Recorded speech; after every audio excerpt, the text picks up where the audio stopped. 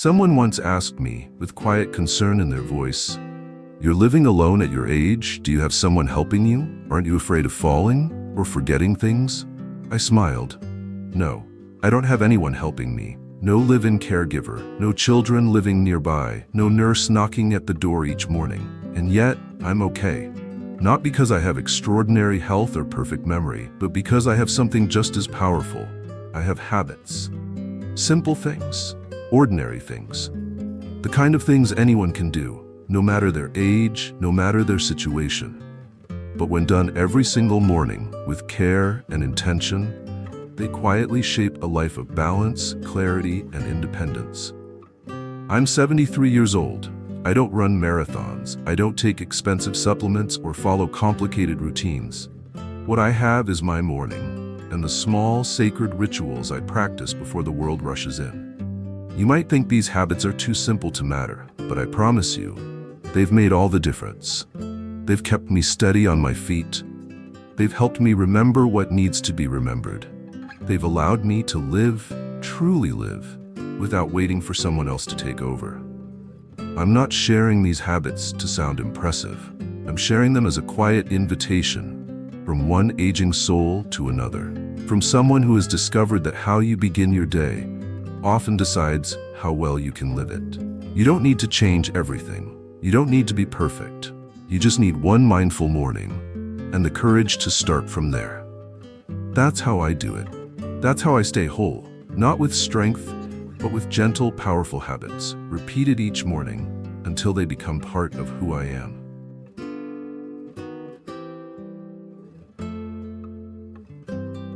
The moment I open my eyes, I don't reach for a screen. No emails, no news, no notifications telling me what the world demands of me today. Instead, I reach for stillness. For years, I used to grab my phone the moment I woke up, like most people. Just a quick glance, I told myself. But that quick glance would pull me into a river of noise. Bad headlines, missed messages, advertisements. Before I'd even stepped out of bed, I was already drowning in things that didn't belong to me. Now, I leave the phone on the nightstand, face down, silent, and I give myself the first 15 minutes of the day. Mine alone. I sit up slowly. I place my feet on the floor, feeling the earth hold me. I take a breath, a real one. Not the kind you take without noticing, but a deep inhale that tells my body, "You're here, you're safe, you've made it to another morning." I look out the window. Even on cloudy days, the light has a way of finding me. The trees don't care how old I am. The sun doesn't judge how many wrinkles are on my hands. The world simply exists, and in those quiet minutes, I get to exist with it. This pause is my shield. It protects me from the rush, the pressure, the expectations of a world that always wants something. It lets me start from the inside, not the outside. And when I do eventually pick up the phone, I do it consciously, with a centered mind, not a scattered one, with a peaceful heart, not an anxious one. You see, aging teaches you something precious. Your energy is sacred, and your attention is a gift. Don't give it away the second you wake up. Guard your mornings like they are holy, because they are. They are the beginning of another day that you still get to live. And that alone is reason enough to begin it gently, with care, and without a screen.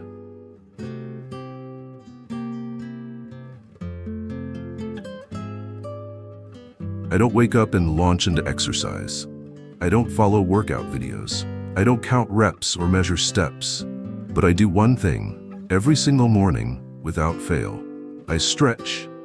Not because someone told me I should, not because I'm chasing youth or trying to stay fit, but because it's my way of saying hello to my body. It's a quiet conversation between my breath and my bones, between my mind and the vessel that's carried me through 7 decades of life. I begin slowly. Sitting at the edge of the bed, I roll my shoulders back. I lift my arms gently, not high, just enough to feel space in my chest. I move my head from side to side, feeling the neck loosen, as if unlocking tension from old thoughts that never needed to stay. Then I stand, carefully, rooting my feet into the ground like I'm growing from it. I bend forward slightly, letting gravity do its work. I hold onto the back of a chair and stretch one leg at a time. I twist from the waist with care, never to push, only to wake. This whole ritual takes maybe 5 minutes, but what it gives me lasts all day. It gives me balance. It keeps me steady when I walk to the kitchen or step outside. It reminds my joints that they are still needed. It tells my body, you are still mine. You are still capable. You are still loved. You see, aging is not the problem. Stiffness is. And stiffness is not just in the limbs, it can live in the mind. Stretching helps with both. It keeps me limber, physically and emotionally. It reminds me that I don't have to freeze with fear just because I'm older. When I stretch, I'm not trying to reverse time, I'm simply choosing to move with it, rather than let it move over me. This morning habit doesn't need equipment. It doesn't need youth.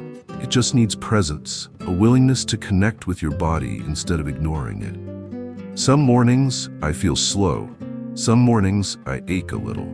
But I always stretch, because the alternative is letting myself slowly forget what it feels like to live inside this body, with kindness.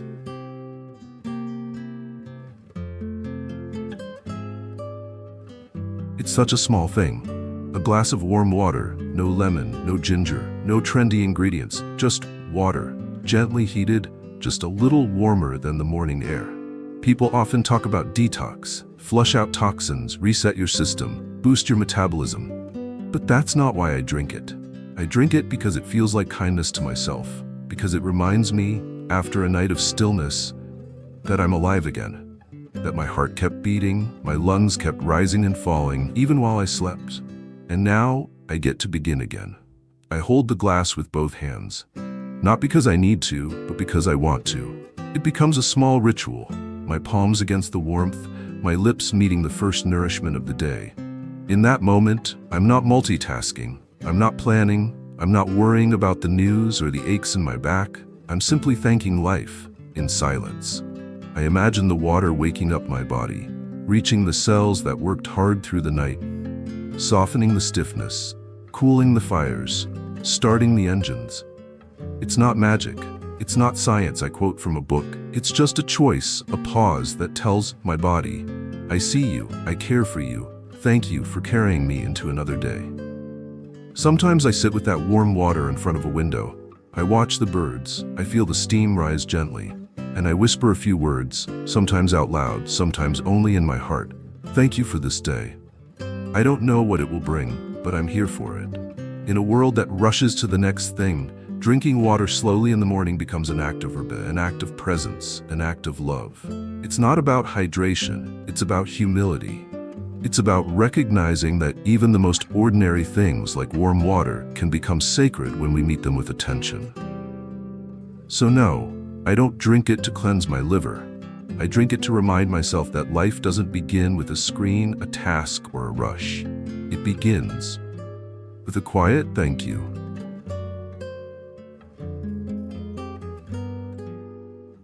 There's something deeply human about preparing food. Not just eating, but preparing, touching the ingredients, hearing the gentle sizzle, smelling something familiar as it warms on the stove. It reminds me, I am still capable. I am still here. Every morning I make my own breakfast. Not because there's no one to do it for me, but because I want to. Even if it's just a slice of toast, an egg, a bowl of oatmeal, or a few pieces of fruit carefully arranged on a plate, it's mine. I don't rush. I let the ritual unfold slowly, like the morning light that creeps across the kitchen floor. I boil the water, I butter the toast, I hum a song I once knew all the words to. The tune still remembers, even if I sometimes forget. This moment, this small act of making breakfast, grounds me in reality. It says, today I am not waiting for care, I am offering care to myself. You see, there's a silent danger in aging, not the physical decline, but the slow erosion of responsibility. People start doing things for you, and at first it feels like love. But if you're not careful, it can become invisibility. I don't want to be invisible in my own life. I want to be involved. When I prepare my own meal, I engage my hands, my mind, my senses. I make decisions. I stay sharp. I stay connected to my space, my kitchen, my home, myself. And there's pride in it. Even when no one sees it but me. There's a quiet dignity in placing a plate on the table and knowing, I made this. I nourished myself. Sometimes, I light a candle beside my breakfast. Not for any reason except that it makes the moment beautiful. And why shouldn't a solo breakfast be beautiful? It's not about the food, it's about the gesture. About choosing not to drift through the day like a leaf in the wind, but instead starting it like someone who owns their life. So yes, I prepare my own breakfast. Even when my hands are slower, even when it's just tea and toast. Because it's not just a meal, it's a message to myself. You're still in charge, you still matter, and this morning, like every morning, is yours. After I've stretched, moved, sipped my warm water, and eaten something small, I do one last thing before stepping fully into the day. I look at myself in the mirror, and I say something kind. It's not always easy. Some mornings my reflection feels unfamiliar. The woman staring back at me has more wrinkles than I remember. Eyes a little more tired, shoulders a bit more rounded. Time leaves its fingerprints, even when we're not watching. But I meet her anyway. Not with judgment, not with disappointment, but with a quiet kind of reverence, like recognizing an old friend who has been through a lot and still showed up. And I say something simple, something soft, something true. You're still here. You're doing your best. You are not forgotten. You are allowed to rest. You are still beautiful. Not because I'm trying to fake confidence, but because my spirit needs it. As much as my body needs food. We spend so many years speaking harshly to ourselves, pointing out what's missing, what's sagging, what's not like it used to be. But I've learned that the way you speak to yourself in the quiet corners of the day becomes the tone of your entire life. So I choose softness, not because I'm fragile, but because I am worthy of gentleness. And it changes things, not overnight, but over time. The more kind words I give myself, the less I seek them from the outside. There is power in standing alone in your bathroom, in a robe with messy hair and saying, without shame or sarcasm, you are enough. You made it to another day, and that is more than enough. It's just me and the mirror. But it feels like me and something sacred. And that moment, that kindness, wraps around me like a soft shawl as I step into the rest of the day. Not as someone waiting to be cared for, but as someone already caring. Starting with myself.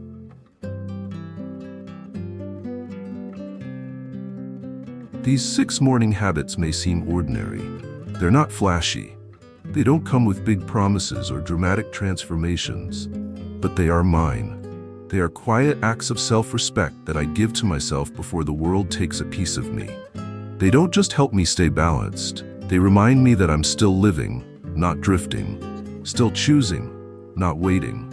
Still participating in my own life, not watching it from the sidelines. And no, I don't always get it perfect. Some mornings I forget. Some mornings I'm tired. Some mornings I just sit in silence and breathe. But the rhythm always returns.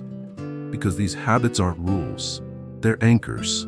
They hold me steady when life feels uncertain. And at this age, having something steady is no small thing. To you watching this, maybe you live alone.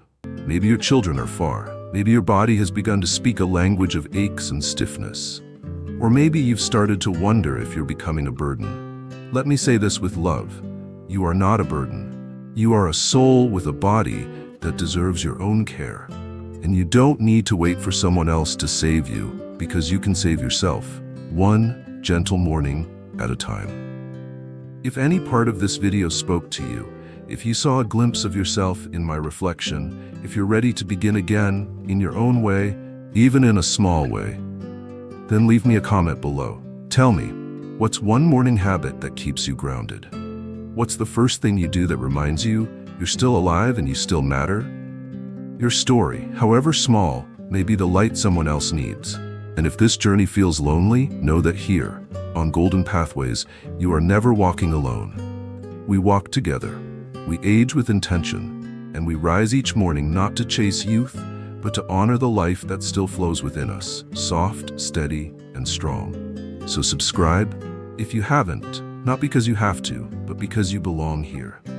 And tomorrow, when you wake up, before the world finds you, give yourself a moment. Breathe, stretch, drink, nourish, speak kindly, and know you are already doing something powerful. You are caring for yourself. And that is a kind of freedom no one can take away.